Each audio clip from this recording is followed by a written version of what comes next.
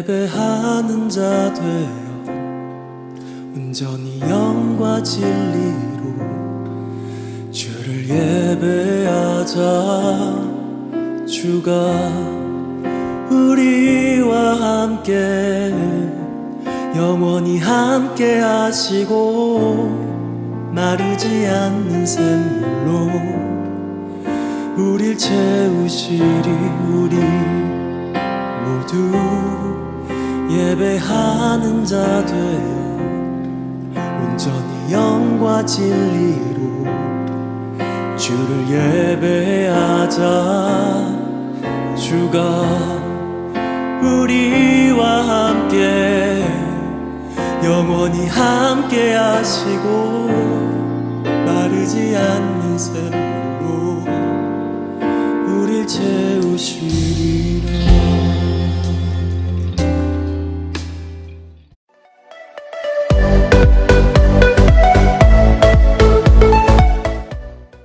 안녕하세요. 기발한 성경 읽기 8번째 시간에 오신 여러분들을 환영합니다. 지금까지 성경에 대한 우리 청년들에게 도움이 될 만한 여러 가지 말씀을 드렸는데 오늘은 여러분들이 모르면서도 잘 묻기 어려운 한마디로 성경의 역사와 용어에 대한 어떤 상식의 내용을 제가 한번 말씀드리겠습니다. 특히 좀 용어가 헷갈리는 게 있죠. 히브리 사람들을 이스라엘 사람이라고 부르기도 하고 또 어떨 때는 유대인이라고 부르기도 하고 도대체 이 셋의 관계는 무엇인가? 히브리 사람, 이스라엘 사람, 유대인들은 다 같은 사람인가? 그렇다면 왜 다르게 부르는가? 라는 등등 좀 궁금할 것이 있을 것 같아서 오늘은 아주 상식적인 내용을 한번 말씀드려 보도록 하겠습니다.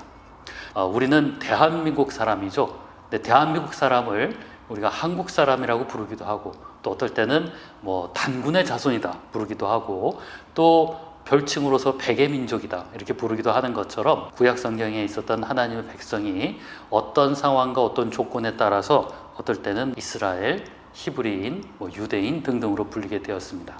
지금 예를 들어서 미국에 있는 사람들도 미국 사람이라고 부르지만은 그 사람들의 기원을 따라서 유럽 계통이다 이렇게 부르기도 하고 더 자세히 들어가서 앵글로 섹슨이다 이렇게 명칭이 될 수 있는 것처럼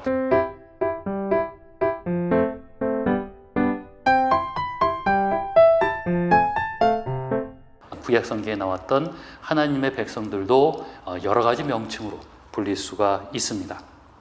자, 하나님의 백성이 처음에는 뭐라고 불렸을까요? 우리 창세기에 보면은 인간이 만들어지는 과정이 나오는데 그때 처음 만들었던 아담과 이브를 이스라엘 백성이다, 히브리 사람이다 그렇게 부르지는 않았습니다. 그때는 그냥 사람이었죠. 그리고 첫 번째 인간이었던 아담이라는 사람의 그 아담은 히브리어로 그냥 인간, 사람이란 뜻이기도 했었습니다. 근데 보통 이렇게 하나님 만든 사람들 가운데서 하나님과 특별한 관계를 가지는 사람들이 발생하기 시작한 것은 창세기 11장부터입니다. 창세기 11장에 보면은 하나님이 처음으로 선택해서 부른 사람이 나오는데 그 사람을 아브라함이라고 우리는 부르죠. 아브라함을 하나님이 불렀습니다. 하나님이 아브라함을 통해서 그의 자손을 통하여서 하나님의 백성을 만들려고 하셨던 것입니다. 자, 그래서 처음에 아브라함부터 시작해서 그 다음에 나오는 사람들은 아브라함의 자손이다. 혹은 아브라함의 아들인 이삭, 야곱의 자손이다. 이렇게 부르기 시작했었습니다. 자, 그런데 여기서 우리가 주목해야 될 것 중에 하나는 그런 사람들 가운데 야곱이란 사람이 있었죠. 근데 이 야곱이란 사람은 나중에 하나님을 만난 경험을 한 이후에 이스라엘이라는 이름으로 새롭게 계명을 하게 됩니다. 이스라엘, 나중에 하나님의 백성을 가리키는 이름이 되었죠. 그래서 이스라엘이라는 이름은 야곱의 또 다른 이름이었다라는 것을 기억하시기 바랍니다. 하지만 그때까지만 해도 하나님의 백성을 공식적으로 이스라엘 사람이다라고 부르진 않았습니다. 자, 이렇게 그냥 하나님의 백성, 아브라함의 자손이라고 부르다가 하나님의 백성을 히브리 사람이다, 히브리인이다 라고 부르는 것을 아마 볼 수가 있을 거예요. 이 히브리라는 사람을 히브리인이라는 그 정확한 의미는 사실은 아직 잘 알려지진 않았습니다. 여러분들이 기억하는 처음에 히브리 사람들은 아마 출애굽기에 있는 요셉의 자손 중에 이집트에 가서 살다가 그래서 노예로 된 사람들을 히브리 사람이다 라고 부르는 것을 아마 기억을 하실 겁니다. 이 히브리라는 말은 히브리어 아라브라는 단어에서 왔는데요. 이 아라브라는 단어는 건너가다 라는 뜻이 있어요. 그래서 히브리인이라는 사람은 건너온 사람이다. 어떻게 보면 이집트에 있었던 그 요셉의 후손들은 저쪽 중동 지역에서 북아프리카 지역으로 건너온 사람이죠. 그래서 어쩌면 그들을 히브리 사람들, 건너온 사람이다라고 부르실 가능성이 있고요. 또 한 가지는 히브리 사람들은 사회적으로 이 사회의 변두리에 있었던 사람들이다. 이 외국에서 데려온 용병 같은 사람이다. 실제로 이집트에서 요셉의 자손들은 외국에서 온 사람이었고 이집트 사람들이 하기 어려운 건축 사업이라든가 전쟁 등등에 투입이 되었던 용병들이었습니다. 그래서 그들을 가리키는 것을 히브리 사람이다라고 이제 부르기도 했었습니다. 아무튼 히브리라는 그 뜻의 의미는 조금은 낯설고 또 사회의 변두리에 있는 사람을 의미하는 것을 이야기합니다. 자, 출애굽기에 보면은 이집트에서 살고 있었던 히브리 노예들이 모세의 인도함을 받고 이집트를 탈출하게 되었죠. 자, 그 다음에 그들이 하나님이 약속하신 땅 가나안 땅으로 들어가게 됩니다. 자, 거기에서 정착하면서 살게 되면서부터는 정말 공식적으로 그들 민족 혹은 그들의 나라를 이스라엘이라고 부르기 시작했습니다. 자, 아까 말씀드렸죠. 이스라엘은 야곱의 또 다른 이름이었다. 야곱의 12아들의 이름을 딴 12지파가 그 가나안 땅을 차지하게 되었습니다. 유다 지파 등등등 그들이 가나안 땅을 차지하게 되었고 그 12지파를 구성하게 된 이름의 아버지가 된 사람이 바로 이스라엘. 그래서 그들을 이스라엘 민족 혹은 이스라엘 나라라고 부르기 시작했습니다. 자, 그런데 여러분들이 성경 읽다 보면 여기서부터 이제 헷갈리기 시작해요. 왜냐하면은 어떤 때는 이스라엘 백성을 이스라엘이라고 부르고 또 어떤 때는 갑자기 유대인, 유다 사람이라고 부르기 시작한 겁니다. 자, 그 이유는 이스라엘 사람들이 가나안 땅에 가서 살면서 나라도 세우게 되었죠. 처음에는 그들이 세운 나라가 다 한민족 한 나라였었는데요. 솔로몬이 죽고 나서 나라가 둘로 갈리게 됩니다. 북이스라엘, 남유다. 그래서 이스라엘은 나라가 우리 한국처럼 북남으로 갈리게 되었는데 북쪽에 있는 사람을 북이스라엘, 남쪽에 있는 사람을 남이스라엘이라고 부를 것 같은데 그렇게 부르지 않고 유다라고 그냥 부르기 시작했습니다. 그 이유는 12지파 중에서 남쪽에 남아있었던 지파들 중에 가장 크고 유력했던 지파가 유다 지파였었기 때문에 그렇습니다. 그래서 나라가 분열된 뒤에 북쪽은 북이스라엘, 남쪽은 남유다 이렇게 불리기 시작했었습니다. 자, 이렇게 나라가 분열되고 나서 또 그들에게는 또 엄청난 시련이 닥치게 됩니다. 북이스라엘은 동쪽의 제국이었던 아시리아 제국한테 그만 멸망하고 맙니다. 그러면서 북이스라엘 사람들은 정체성의 혼란을 겪을 만큼 어렵게 됩니다. 왜냐하면 아시리아는 북이스라엘을 멸망시킨 다음에 백성들을 다 섞어버렸어요.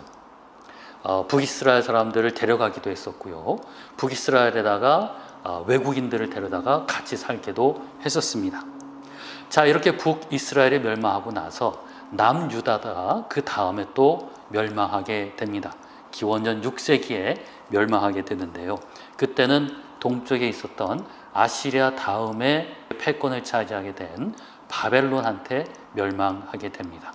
그러면서 남유다 사람들이 바벨론으로 다 잡혀가게 되었습니다. 자, 그리고 바벨론에 잡혀가서 살았던 그 사람들을 남쪽 유다에서 왔기 때문에 주로 유대인, 유다 사람 이렇게 부르기 시작한 겁니다. 자, 그 다음에 바벨론이 페르시아 제국한테 멸망하게 돼요. 그러면서 페르시아 제국은 바벨론에 사로잡혀 있었던 유대인들을 다시 예루살렘으로 돌려보내게 됩니다. 자, 그래서 잡혀갔던 남유다 사람들이 다시 예루살렘에 돌아와서 예루살렘의 헤게모니를 쥐게 되었고 그 이스라엘 땅, 가나안 땅에 다시 주인이 되었기 때문에 그들을 주로 유대 사람들, 유대인 그렇게 부르기 시작했던 것입니다.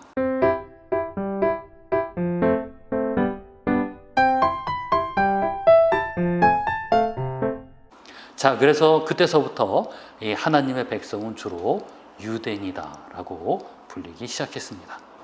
자, 오늘은 제가 이스라엘이 어쩌고 유대인이 어쩌고 역사를 이야기하니까 점점 졸리기 시작하죠.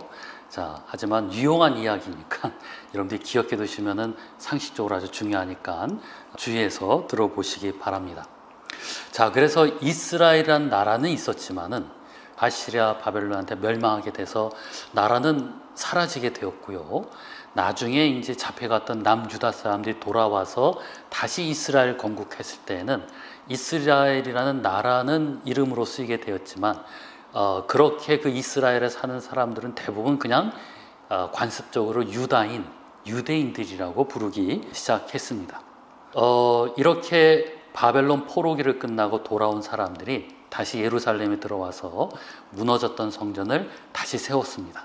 그리고 그들이 한 가지 더 열심히 하게 된 것이 뭐냐면은 성전에서 제사를 드린 것뿐만이 아니라 그들이 잡혀가 있는 동안에 하나님의 말씀을 성경책으로 잘 구성하기 시작했습니다. 특히 율법, 토라라 부르죠. 이것을 잘 만들어서 우리 에스라 느헤미야서 보면은 성전에서 강벽스럽게 처음으로 그 책을 읽는 장면이 나옵니다. 그래서 돌아온 유다 사람들이 열심히 제사를 드리고 성경 공부를 열심히 하게 되면서 소위 말해서 유대교라는 종교가 탄생하기 시작했습니다. 그 전에 이스라엘 사람들이 하나님 믿었던 것은 그럼 뭐냐? 그것은 유대교라고 부른다기보다는 원시 여호와 신앙 혹은 원시 야훼 종교, 이렇게 뭐라 그럴까, 고등적인 종교로서 탄생하기 이전에 그냥 신앙을 했던 것으로 보고, 유대교라는 고등 종교는 이렇게 제2성전기 포로기 후기에 시작이 된 것으로 보고 있습니다. 자, 그런데 이 유대인들이 돌아와서도 사실은 떳떳하게 독립을 하지 못했었어요. 페르시아 제국에 이어서 헬라, 로마 제국의 압제 아래 있게 되는데요. 저번에 한번 말씀드렸던 것처럼 헬라와 로마 제국의 극심한 박해를 받게 되고 또다시 그들은 나라를 잃게 됩니다. 그러면서 이스라엘 사람들은 점점 자기네가 살고 있었던 땅에서 멀어져만 가다가 나중에는 전 세계에 흩어져 살게 되었어요. 그래서 이렇게 흩어져 살게 된 유대인들을 디아스포라 유대인이라고 부릅니다. 흩어져 산다라는 뜻이에요. 그래서 지금도 미국에 가면은 유대인들, 유럽에 가도 유대인들이라는 독특한 유대 종교를 따르는 사람들이 아직도 살고 있습니다. 이렇게 유대인들 가운데서 아주 독특한 유대인이 한 분 나왔습니다. 그 사람의 이름이 바로 예수였었어요. 그래서 예수님이 유대인들 가운데 태어나셔서 내가 하나님의 아들이다, 내가 그리스도다, 이렇게 이제 계시가 되었고요. 그때서부터 유대인들 가운데 예수님을 그리스도, 메시아로 따르는 사람들이 생겨나기 시작했고, 그리고 그 복음이 이방인들에게까지 폭발적으로 전파가 됨으로 말미암아 그때서부터 처음으로 그리스도인들, 기독교인들이라는 사람이 발생하게 되었습니다. 그러니까 역사적으로 보자면은 이 기독교는 유대교에서 분파된 것이라고 볼 수가 있겠죠. 여러분들이 또 한 가지 상식적으로 알아둬야 될 것은